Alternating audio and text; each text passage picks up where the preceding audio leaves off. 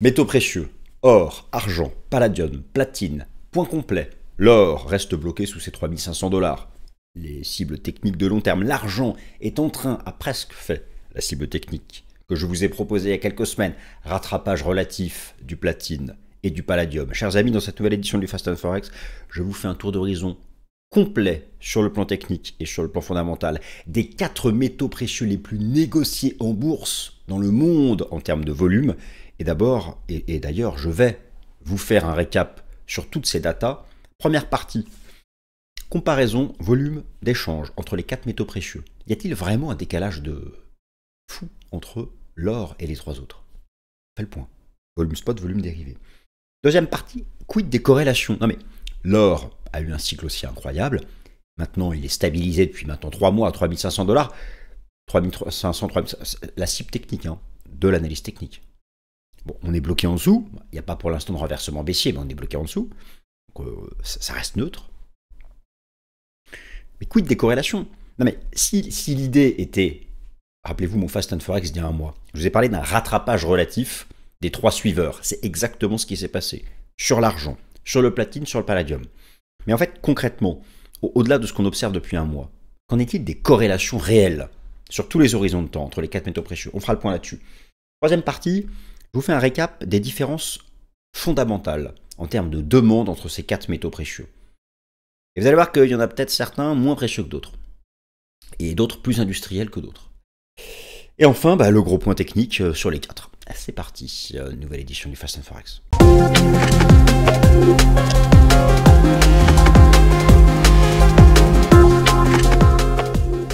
Avertissement légal, cette vidéo ne constitue en aucun cas un conseil financier. Le contenu de cette vidéo ne constitue en aucun cas un conseil financier. Merci à tous. Bon alors chers amis, je suis ravi de vous retrouver. Je viens de vous donner le plan. J'ai envie de faire ce gros point là parce que l'or a une analyse technique inchangée maintenant depuis le mois de mai. Depuis qu'il a atteint, rappelez-vous, les cibles techniques de long terme, il ne bouge plus. Donc, premier point, ça montre que l'analyse technique voit juste en donnant, en tout cas l'analyse fractale, en donnant cette cible technique. Pour autant, ce n'est pas parce qu'on a atteint un objectif de cours de long terme que la tendance s'inverse forcément à la baisse. Le marché s'est mis en range, et comme le marché se met en range, on s'interroge. Est-ce un range de continuation haussière, ou a-t-on atteint le bout du bout? On reparlera donc de l'or, forcément. Mais c'est pas là une vidéo entière, c'est pas une vidéo dédiée à l'or. Je vous couvre vraiment les 4 métaux précieux. Et je tiens à voir, et je vais vous rappeler quelle différence fondamentale il y a entre l'argent, le palladium et le platine. Et vous allez voir qu'en termes de corrélation, eh bien, un rattrapage vis-à-vis de l'or n'est pas forcément envisageable pour les 4. En réalité, c'est surtout l'argent métal, silver, XAG, USD, qui a une forte corrélation positive avec. Et d'ailleurs, c'est ce qu'il fait. Il est quasiment à ma cible. Quasiment, enfin ma cible, je dis ma cible parce que c'est mon interprétation de l'analyse technique, mais il y est presque. Il y est presque. Il l'a fait. Il l'a fait, l'argent. Par contre, platine et palladium, ceux qui se disent que, puisque l'argent a rattrapé son retard sur l'or, platine et palladium vont suivre. Alors, il y a un rattrapage relatif. Lorsque vous regardez les performances depuis le début de l'année, effectivement, maintenant, palladium et platine sont plus performants que l'or depuis le début de l'année. Mais il n'y aura pas un rattrapage comme l'argent l'a fait. De par leur nature et de par les différents types de demandes, rappelez-vous toujours pareil, demande physique, demande financiero-financière. Donc demande industrielle, demande financiero-financière. Et dans cette demande industrielle, il y a la vraie industrie et il y a la joaillerie, qui est une industrie certes, mais qui n'est pas l'industrie automobile par exemple. Eh bien, c'est ce qui fait que, fondamentalement et techniquement, donc, palladium et platine sont très différents et ne feront pas le rattrapage qu'a fait l'argent, qui lui, vraiment, on peut cocher la case, c'est fait, quasi fait. Voilà, donc, écoutez, c'est parti, on fait le point sur tout ça. Nouvelle édition du Fast and Forex. Allez, chers amis, est-ce que vous êtes prêts? Avez-vous regardé mon Top Gun lundi? Semaine de la mort sur le plan fondamental. Je mets des guillemets à mort, mais j'insiste, non, parce que j'utilise un certain nombre d'expressions. En général, je dis semaine décisive. L'adjectif décisif, vous connaissez, je l'ai tellement utilisé qu'il a perdu de son poids. Donc là, je ne peux pas dire que c'est une semaine décisive. C'est la semaine de la mort sur le plan fondamental. Pas forcément qu'il y aura des conséquences négatives, c'est qu'il y a une concentration de fondamentaux avec un impact incroyable sur le marché entre mercredi et vendredi. Voilà, donc on parle des métaux précieux. Les métaux précieux, c'est gentil, ça brille, ça fait du bien, et ça peut donner du baume au cœur. Alors, c'est parti. Le tour d'horizon complet sur le plan technique et fondamental, palladium, platine, argent, or. Et on va commencer par le commencement. Le commencement, c'est la perf, ce sont les perfs. Qu'est-ce qui s'est passé? Eh bien, voilà ce qui s'est passé. Vous avez sous les yeux, donc, la performance annuelle des métaux précieux les plus négociés en bourse. Alors, retirez le cuivre, il est dans mon classement, parce que ça, c'est mon graphique de classement de la performance des métaux. Mais des métaux précieux, il y en a beaucoup. Vous en connaissez forcément davantage que les simples or, argent, platine, palladium. Mais nous, ici, on s'intéresse aux métaux précieux cotés en bourse. Et en bourse, il n'y en a que 4 avec du volume. Éventuellement 5 ou 6, mais dans un volume insignifiant. Et vous allez voir, en fait, et c'est ce que dans cette vidéo, je vous remonte toutes les datas, en fait, l'or écrase tout le monde. L'argent, c'est honorable, mais même le palladium et platine, c'est tout petit en termes de volume. Donc, puis palladium, c'est pas vraiment précieux. Ça dépend, est-ce que par métaux précieux, vous entendez précieux dans le sens la structure du métal, ou parce que ça vient habiller des colliers, des bagues, des boucles d'oreilles, des bijoux, quoi. Bon. Le platine, oui, le platine a une vraie utilisation en ce sens. Bon, alors, déjà premier point, je suis content. Je vous ai fait un Fast and Forex il y a un mois en disant, il y aura un rattrapage relatif de l'argent, du platine et du palladium sur l'or. Eh bien, chers amis, regardez ce qui se passe, les courbes ont croisé. Vous avez sous les yeux la performance annuelle des 4 métaux précieux, et oui, l'or est dernier. D'ailleurs, l'or est en orange. Prenez l'or, regardez, depuis avril dernier. Je sais que je fais le perroquet sur l'or. Vous allez me dire, Vincent, tu fais le perroquet, ça fait 4 mois que tu dis que l'or a atteint les cibles de long terme sur le plan technique. Et qu'est-ce qu'il fait depuis 4 mois, l'or? Il est resté au contact. Oui, il n'a pas donné de signal de baisse. C'est pas renversé à la baisse, mais j'ai jamais été défenseur d'un marché baissier du gold. Mais c'est quand même mon job de mettre en avant le fait qu'on a atteint des cibles techniques de long terme. Et depuis 4 mois, on ne bouge plus. Donc, ça fonctionne. Peut-être qu'on dépassera ces cibles techniques de long terme. Et dans ce cas-là, on trouvera de nouvelles cibles théoriques. Mais je pense avoir bien mis en évidence le fait que, techniquement parlant, c'était un gros seuil. D'ailleurs, regardez la performance de l'or depuis un mois, c'est flat. Et ce qui est intéressant, et c'est ça surtout dont j'ai parlé il y a un mois, c'est que je me suis dit que c'est un peu comme le marché des cryptos quand les altcoins rattrapent Bitcoin. Et bien là, oui, les autres métaux précieux ont rattrapé. Désormais, le métal précieux le plus performant depuis le début de l'année, c'est le platine. Et ça, je suis content parce que je vous ai proposé la stratégie d'achat il y a quelques semaines.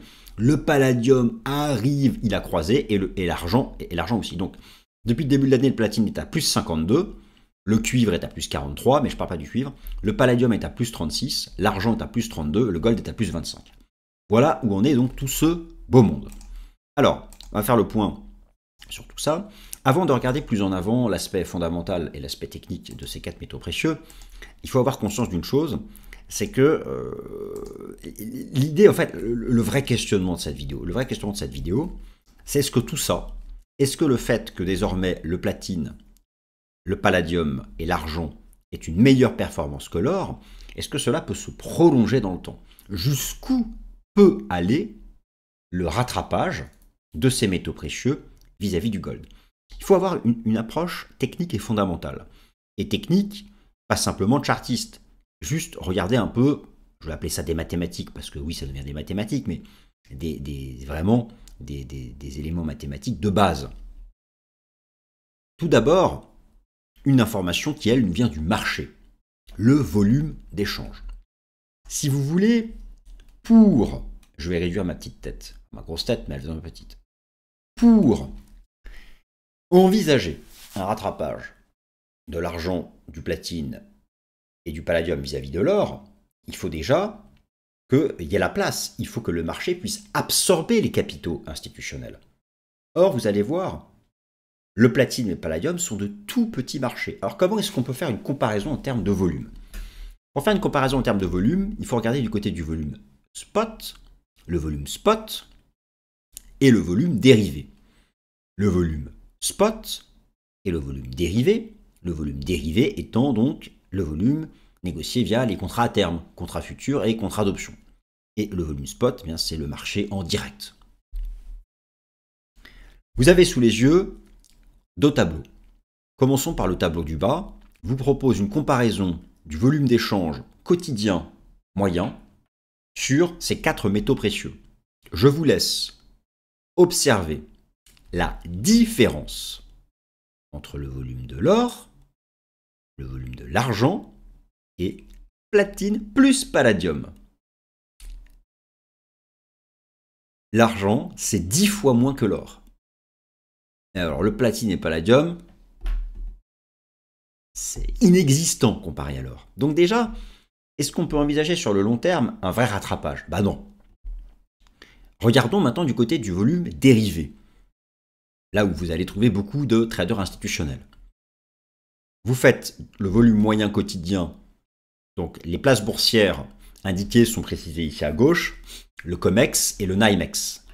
Le gold, vous arrivez à 83 milliards par jour de volume dérivé moyen. L'argent, vous êtes à 13 milliards, le platine, vous êtes à 2 milliards, et le palladium à 0,6. En fait, tout est dit. Ce sont de tout petits marchés comparé à l'or, comparé à l'argent. Le palladium étant vraiment le plus petit, parce qu'en plus, dans le palladium, il n'y a pas cette dimension vraiment précieuse. Ça va être, vous n'allez pas retrouver une quantité de bijoux en palladium, même en Chine.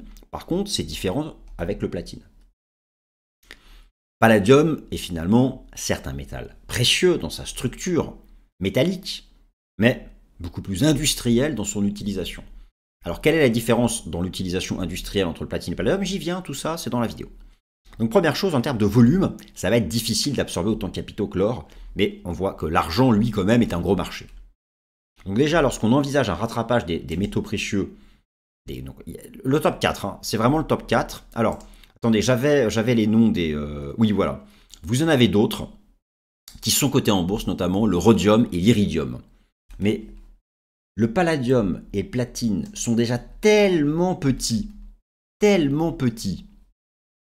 le rhodium et l'iridium, vous avez en fait là le top 6 des métaux cotés en bourse, gold, silver, platine, palladium, rhodium, iridium, mais ces marchés sont minuscules. Il n'y a aucune liquidité, quasiment rien, donc on n'en parle pas.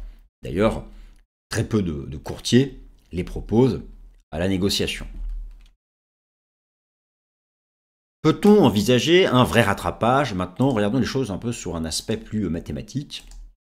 Mathématiques, rassurez-vous, hein, vraiment la base de la base. Est-ce que vous vous souvenez de vos cours de statistiques?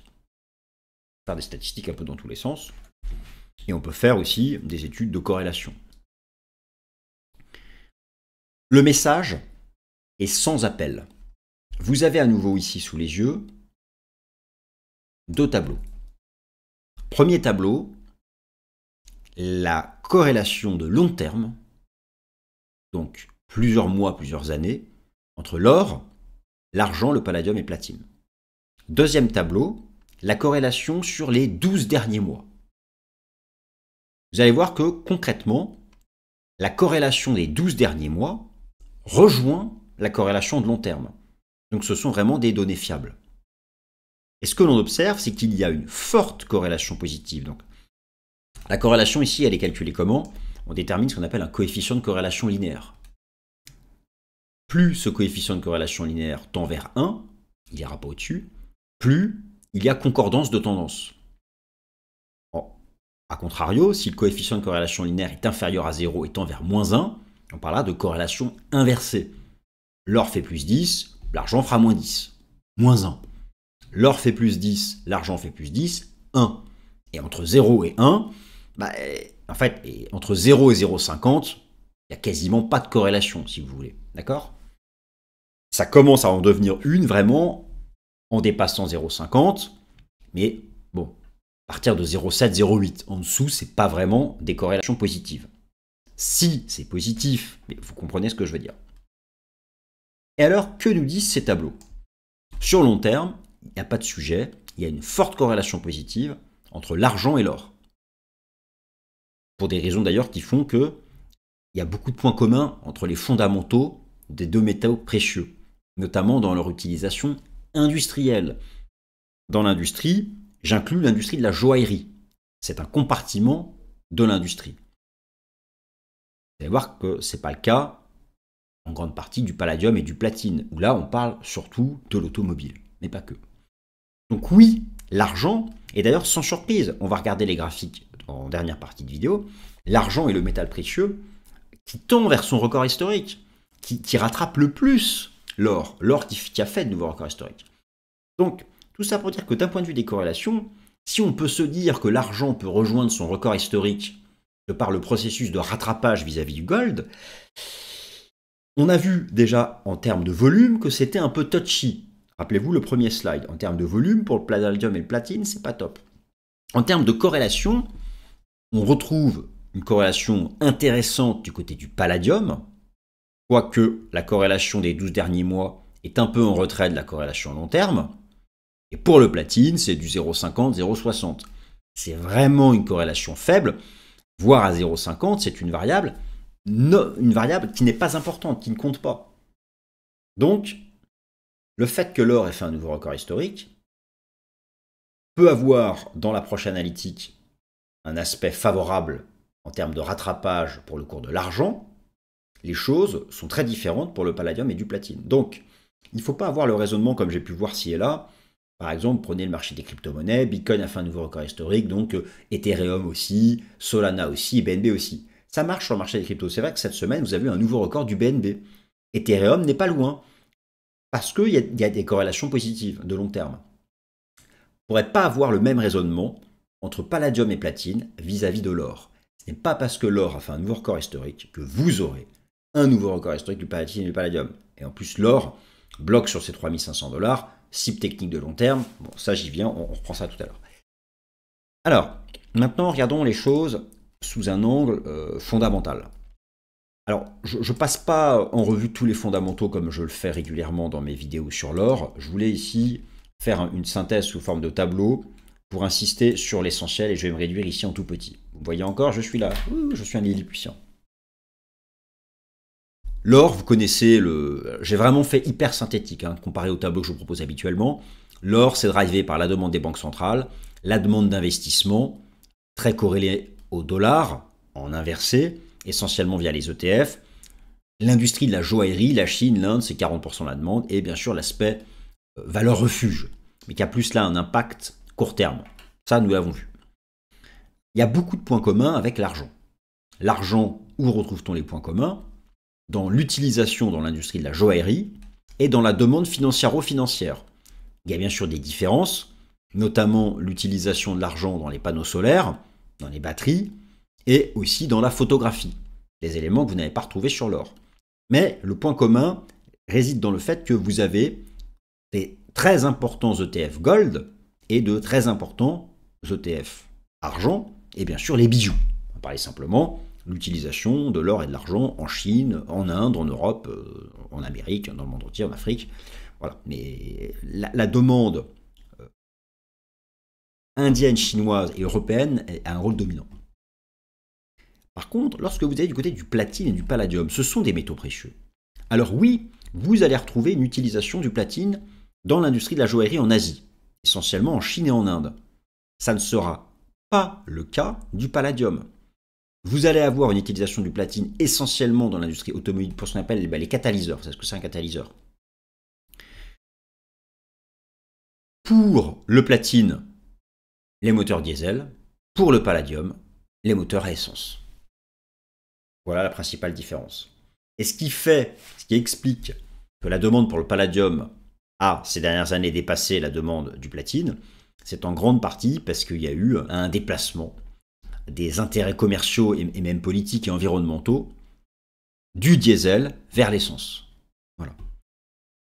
Donc là, je vous ai fait un petit récap d'ailleurs de l'utilisation industrielle dans l'industrie automobile du platine et du palladium pour bien faire la différence. Le palladium, vous allez le retrouver essentiellement pour les moteurs à essence. Le platine, essentiellement pour les moteurs diesel. Donc, ils vont constituer une partie du catalyseur. Les moteurs hybrides, c'est le palladium que vous allez retrouver, parce que c'est souvent essence électrique. pas bien sûr dans les véhicules électriques, et vous allez retrouver du platine dans les moteurs à hydrogène. Donc, il faut avoir en tête une chose, c'est que l'or et l'argent sont des métaux précieux de fait de leur importance dans l'industrie de la joaillerie et ont un énorme impact en bourse du fait de la présence des ETF, surtout pour l'or, un peu pour l'argent.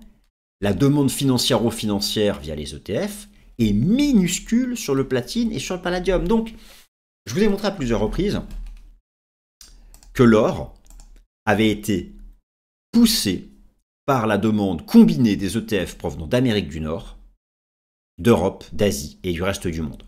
Et d'ailleurs, là, l'or, sa tendance s'est mise à plat parce que la demande des ETF s'est un peu tassée. Et vous avez quand même au total un encours sur les ETF Gold de 390 milliards de dollars. Vous avez aussi des ETF sur l'argent. Mais la demande financière est quasiment inexistante. Elle existe sur le platine et palladium. Donc, le fait que l'or ait fait un nouveau record historique, comprenez bien que, de par ces éléments de volume, de corrélation, d'utilisation industrielle et d'existence ou non des ETF pour la demande financière, parmi les 4 métaux précieux, parmi les 3 plus importants qui suivent l'or, seul l'argent XAG-USD semble avoir les caractéristiques pour éventuellement rejoindre son record historique, comme a fait le gold. Cela semble plus compliqué, de par leur nature, pour le platine et palladium. Si un jour le platine et le palladium doivent le faire, il y aura des raisons autres que la corrélation avec le gold. Il faut bien avoir conscience de ça. Alors, je continue. Ici, donc alors ça c'est un tableau que je vous avais présenté dans la dernière émission Fast and Forex sur les métaux précieux. Et je voulais réinsister sur le poids du dollar. Attention cette semaine, vous avez tous les fondamentaux qui comptent, le NFP, l'inflation, la Fed, etc., etc. Les GAFAM. Le dollar va être fortement impacté.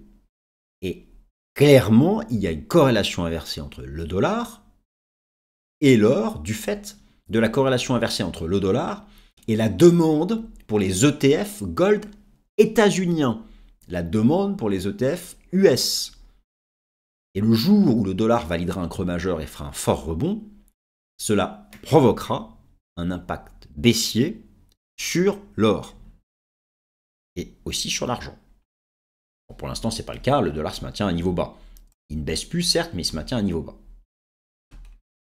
Terminons cette vidéo en regardant les choses sur le plan technique, pour le gold, le silver, le platine et le palladium. Alors, je commence par le gold, rien n'a changé. Le gold, ça fait maintenant 3 mois que je vous dis, les objectifs de cours de long terme ont été faits. Ok, impeccable. Ça fait 3 mois que ça ne bouge plus. 3 mois que nous sommes sur résistance de long terme sur le RSI. 3 mois que nous sommes sur résistance de long terme pour la MACD. Mais oui, je suis d'accord avec vous. Il n'y a pas pour autant de renversement baissier. Donc, nous sommes là dans ce range. Beaucoup positionnés espèrent que ce soit un range de continuation haussière. Cela est possible, et ce tant que le marché ne casse pas de support. Je vous invite notamment à suivre le Kumo du système Ichimoku. Tant qu'on est au-dessus, c'est bullish. Si jamais on le casse, attendez-vous à une forte correction. Là, je suis maintenant très satisfait. L'argent.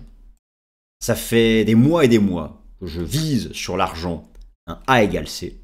Des mois et des mois que je porte, notamment depuis la cassure technique haussière ici d'avril 2024, les 28 $, un scénario bullish sur le cours de l'argent métal. Et j'ai pu ici vous démontrer à travers les corrélations, le volume et les fondamentaux que seul l'argent pouvait prétendre à un rattrapage du fait de sa nature technique et fondamentale. Peut-on dire objectif atteint? Pas encore tout à fait. Je pense que l'argent sera en mesure cette année d'aller chercher les 40, 41.